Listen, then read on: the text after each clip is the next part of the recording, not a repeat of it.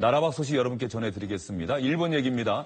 일본 정부의 고위 관료가 막말을 했다가 여론의 몰매를 맞고 결국 사임했다고 합니다. 어떤 얘기를 했느냐 하면 동일본 대지진 수도권이 아닌 데에서 일어나서 다행이었다. 이런 얘기를 했다고 합니다. 한번 직접 들어보시죠. 復興大臣今村雅弘でございます。いろいろお騒がせしております。死者15,893、行方不明2,585、計18,478人。この方がですね、一瞬にしてですね、命を失われたわけであります。これはまだ遠くでですね、あっちの方だったからよかったんですが、これがもっと首都圏に近かったりすると、もう莫大なですね、甚大ながあったというふうに思っております。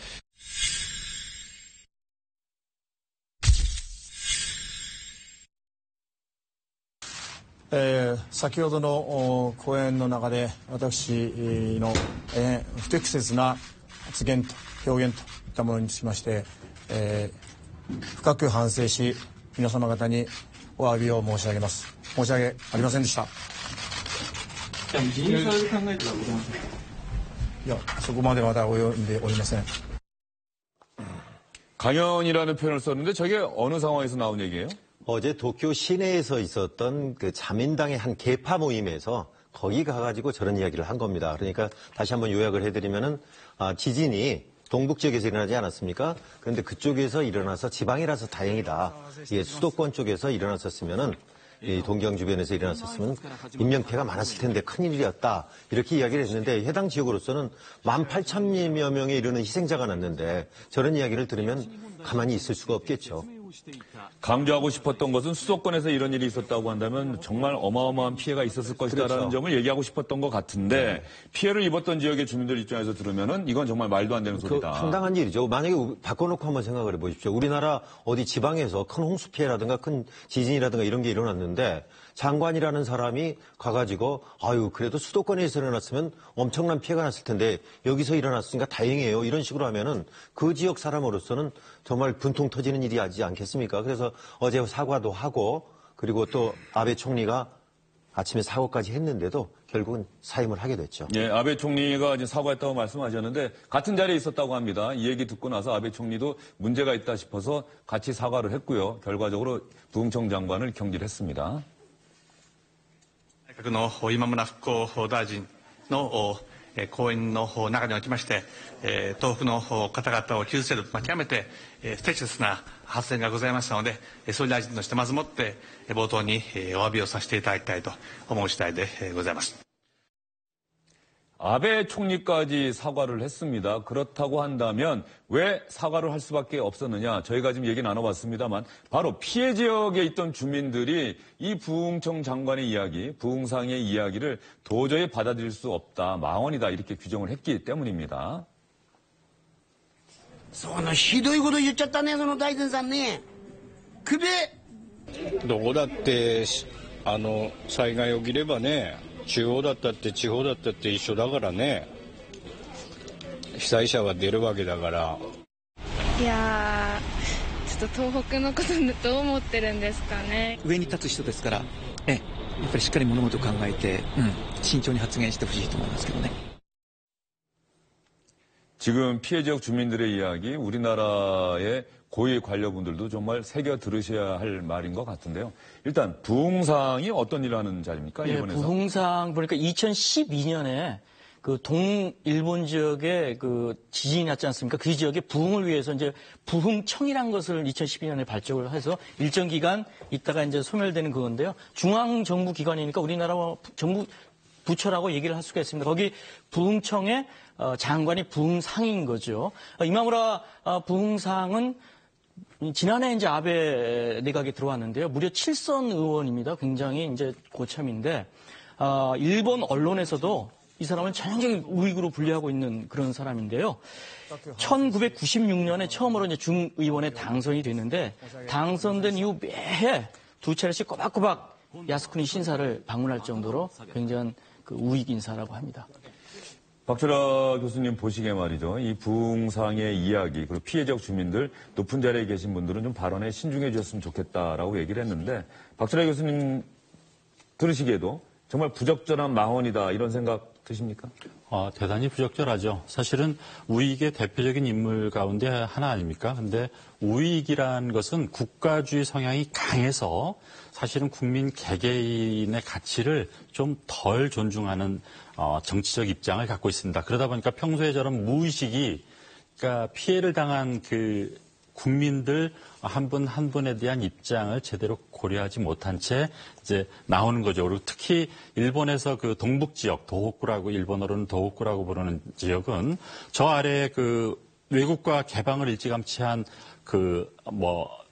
규슈 지역이라든가 아니면 전통적으로 일본의 중심지였던 오사카의 관서라든가 그 도쿄의 관동이라든가에 비해서 상대적으로 낙후된 지역이었습니다. 그러니까 사실은 이 정치인들은 알게 모르게 조금은 그 지역을 좀 무시하는 게 평소에 좀 무의식으로 남아있지 않았나. 네, 일본 자체 그 문화적 분위기에서 그러다가 그 무의식이 이제 표현된 것인데 사실은 저분의 직함이 부흥상 아닙니까? 저 지역을 부흥시켜야 되는 그 인물이 저런 말을 하고 있으니까 물론 뭐 아까 지적하셨듯이 심정적으로 수도권이나 인구 밀집 지역에서 났다면 훨씬 더 큰 피해가 있었겠죠. 그럼에도 불구하고 저 피해를 입은 주민들로서는 뭐 도저히 받아들일 수 없는 뭐 망언 중에 망언이라고 할 수 있습니다. 네, 그런데 이마무라 일본 부흥청 장관 사실 이 문제가 되는 발언을 한 게 이번이 처음이 아니었습니다. 예전에도 논란이 된 적이 있었다고 하는데요. 이 후쿠시마 원전 사고로 고향을 떠난 주민들에게 이게 다 본인들 책임이다 이런 말을 했었다고 합니다. 그게 왜 본인들 책임이냐 이렇게 묻는 기자와 말싸움까지 벌인 적이 있었습니다. なぜ帰れないのかという実情をですね、ご存知、大臣自身がご存知ないからじゃないでしょうか。責任持ってやってるじゃないですか。なんて君は無理なこと言うんだ。だから長野無責任だって言うんだよ。ですからちゃんと撤回しなさい。撤回しません。しなさい。出てきなさい。もう二度と来ないでください、あなたは。これはちゃんと技術に残してください。どうぞ。 저 당시에 SBS에서도 이 논란, 이마무라 장관의 저 발언에 대해서 보도를 했던 적이 있는데 기자가 상당히 차분하게 대응하는 모습이 오히려 더 인상적입니다. 그러니까요. 지금 앞에 카메라가 있는지 뻔히 알 거 아니겠어요. 우리도 현장 취재하다 보면은 평소에는 좀 거칠다가도 TV 카메라가 이렇게 지키고 있으면은 상당히 좀 조심스러워 하잖아요. 그런데 저기서 아주 강하게 기자하고 들이받고 또 녹음 다 된 거를 알면서도 저렇게 하는데 기자들은 또 상당히 그래도 차분하게 대응을 했는데 이마무라 장관 저 때는 해임이 되지는 않았습니다만 저 때도 사과를 했었습니다. 그런데 또 계속 또 오늘 같은 또 일이 벌어지는 거죠.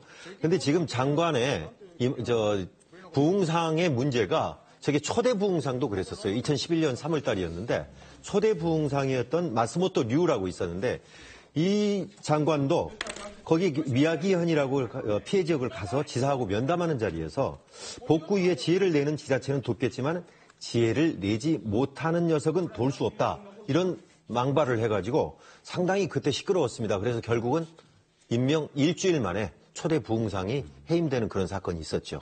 예. 발언의 강도나 발언이 나왔던 상황, 억양 이런 거 보면 오히려 이 기자회견 당시가 더 셌던 것 같은데 어쨌든 그 수도권이 아니어서 일본 대지진이 수도권이 아닌 지역에서 일어나서 참 다행이다라고 하는 표현 이것이 문제가 돼서 결과적으로 장관직도 그만뒀는데요.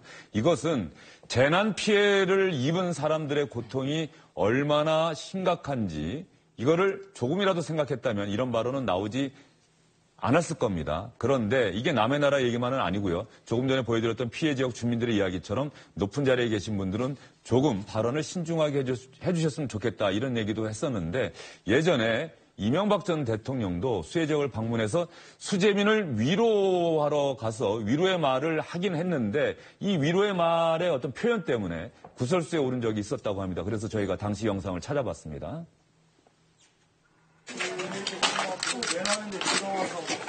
심장 천막 수술까지 하셨어요. 두개 수술해가지고 지금 박순춘 아니에요. 마음을 편하게 먹어요. 네, 지금 편하게 마음 편하게 먹을 수가 있어야죠. 어제 저래도 돼. 사람 살아야지. 네, 좀 많이 좀 도와주세요. 예, 일단 이걸 봤습니다. 이 일본 장관의 망언 이야기하다가 또 이명박 전 대통령 얘기 보여드리니까 혹시 이명박 전 대통령도 뭐 이런 해서는 안 될 말을 한 것 아니냐 이렇게 생각하실 수도 있는데 지금 제가 말씀드린 것처럼 이기성 기자 어떤 마음의 표현이 좀 서툴렀죠. 제대로 안 된 거죠. 예, 그러니까. 그렇죠. 예. 이제 본심은 그렇지 않았을 텐데 하여튼 저기 양천구 신월동에 이제 반지하 이제 수해 당한 주민을 가가지고 이제 기왕에 이렇게 된 거니까 마음 편하게 먹어라 이렇게 얘기를 했는데 그때 이제 표현 자체를 두고 여러 가지 얘기가 많았습니다. 예고된 인재라는 얘기도 있는데 좀 너무 가볍게 얘기한 거 아니냐 뭐 이렇게 얘기를 해가지고 하여튼 방송되자 하여튼 굉장히 SNS상에서 좀 이렇게 좀 악플이 달렸고요. 또 SNS상에서 이제 패러디 시리도 좀 나오고 그런 건데 옛날에 보면은 신언서판이라고 있지 않습니까? 당나라 이제 관리 등 할 때 그 언이 들어가 있는데 아무래도 높은 자리에 계신 분들은 자기가 이렇게 얘기하고자 하는 것을 좀 더 세밀하게 살펴서 얘기를 해야 되지 않을까 하는 그런 생각이 드는 예로 한번 볼 수가 있겠습니다. 당시 이명박 전 대통령이 만난 수재민이 제가 심장 수술을 해서 좀 몸이 안 좋아요 이렇게 얘기를 했더니 이명박 전 대통령은 이런 얘기를 한 겁니다. 마음을 편안하게 먹어요. 기왕에 이렇게 된 거니까. 위로의 표현이라는 생각도 드는데 어쨌든 또 듣는 주민이나 이 말을 들은 다른 사람들은 좀 다른 생각을 했다는 것 같은데 박철하 교수님 생각은 어떻습니까? 미국의 유명한 사회심리학자가 쓴 사회지능이라는 책이 있습니다. 우리나라에도 번역이 돼서 꽤 많은 읽힌 책인데요. 소셜 코션트라는 그 책에 보면 사실은 지도자, 고위직, 어떤 사회의 말하자면 핵심적인 일을 하려는 사람들은 국민, 주민들과 감정적으로 잘 교류하는 능력이 필요합니다. 사실 우리는 권위주의 시대에서 그런 수평적 감정 교류에 사실 익숙치 않은 문화를 가져왔습니다. 그래서 저런 분들이 나가서 갑자기 안 하던 위로를 하려고 하니까 이게 익숙치 않은 거죠. 사실은 앞으로의 이 21세기 우리 대한민국 민주사회에서는 그런 국민, 주민 한 사람 한 사람과 눈높이를 맞춰서 감정적 교류를 할 수 있는 그런 지도자가 필요합니다. 사실은 세월호 사건에서도 물러난 전 대통령의 최대의 잘못은 그 불행을 당한 부모님들을 자주 만나고 위로하고 사죄하고 했더라면 우리 국민들이 훨씬 따뜻하게 그것을 이해하고 넘어갔을 텐데 그러지 못한 것 아닙니까? 앞서 말씀드렸듯이 지나친 국가주의는 그 국가를 너무 앞세운 나머지 국민 개개인을 좀 무시하는 성향이 있습니다. 그런데 이미 우리는 최고의 민주사회를 경험한 국민들이기 때문에 그렇게 나 개인이 무시당하는 것을 더 이상 받아들일 수가 없는 말하자면 성숙한 민주사회에 와 있거든요. 그래서 정말 앞서도 다 앵커분 기자분들께서 지적하셨지만 앞으로 그런 정치 지도자나 사회 지도자들은 국민, 주민 한 사람 한 사람과 대등한 위치에서 서로 감정적 교류를 할 수 있는 그런 위로의 말을 오늘부터라도 연습을 하셔야 하지 않을까 그렇게 생각합니다. 네, 박철하 교수님 말씀하시는 위로를 한다는 것은 지금 자막에 나오고 있죠. 수평적인 감정 교류가 중요하다라고 하는 이 말씀은 좀 새겨드려야 할 말인 것 같고요. 조금 전에 이명박 전 대통령도 기왕에 이렇게 된 거라는 표현만 만약에 빠졌다면 그렇죠. 마음 편하게 하십시오. 네. 마음 힘내십시오 정도 말하고 왔다고 한다면 전혀 문제될 발언은 그렇죠. 아니란 나머지는 말이죠. 우리가 나라에서 도와드릴 수 있는 것은 최대한 모색해서 도와드리겠다. 이 정도로 맺었으면 충분히 훌륭한 이 주민과의 대화가 있었을 텐데 사실은 저분도 예전뿐 아니니까 그런 말에 익숙치 않은 것이죠. 예, 사실 이명박 전 대통령은 어쨌든 위로의 뜻이 담겨있던 그런 부분이 분명히 있었던 것 같고요. 사실 우리 사회의 많은 구성원들을 분노하게 만들었던 고위공직자들의 발언이 또 있습니다. 저희가 한번 모아봤는데요. 잠깐 소개를 해드릴게요. 일본 식민지배와 남북분단 하나님의 뜻이다. 문창국 전 총리 후보자. 학생들은 빚이 있어야 파이팅을 한다. 안양옥 한국장학재단 이사장. 민중은 개, 돼지로 취급하면 된다. 다시 또 들으니까는 제가 읽으면서 저도 조금 마음이 좀 그런데요. 임광 기자. 네. 참 다시 봐도 기가 막히는 발언들이네요. 그렇습니다. 지금 앞에 것들은 이제 이명박 대통령, 전 대통령의 말 같은 경우는 자기 본심은 아니었는데 이렇게 뉘앙스의 차이였고 지금 뒤에 보여지는 것들은 거의 막말 수준 아니겠습니까? 그래서 공직자들 특히 위로 올라갈수록 말을 굉장히 조심해야 됩니다. 근데 그 말을 언제 조심을 해야 되냐면 중요할 때 조심하기 위해서는 평소에 훈련이 중요합니다. 그래서 평소에 말하는 것들이 훈련이 돼서 그게 결정적일 때 쏟아져 나오는 거거든요. 그래서 이 말 다르고 이 말 다르지 않기 때문에 굉장히 평소에 말하는 방법들을 굉장히 조심을 해야 된다. 이렇게 하는데 우리 감성 시인 중에서 하상욱 시인이라고 있죠. 제가 방송하면서 살짝 찾아봤더니 이 말이 딱 눈에 띄어요. 그런 의도로 말한 게 아니었다면 그런 식으로 말해서는 안 됐다. 그러니까 그런 의도로 말하는 것이 아니었다면 그런 식으로 말해서는 안 됐다는 거예요. 그러니까 이 짧은 두 문장이지만은 굉장히 가슴에 와닿지 않습니까? 네. 그래서 알겠습니다. 임광희 기자 그 말씀도 참 인상적입니다. 그 하성욱 시인의 그 말, 그런 의도로 말한 게 아니었다면 그런 식으로 얘기해서는 안 되는 거였다. 예, 새겨들어야 할 말 같습니다. 특히 우리 사회 지도층에 계신 분들이 더더욱 새겨들어야 할 말인 것 같습니다.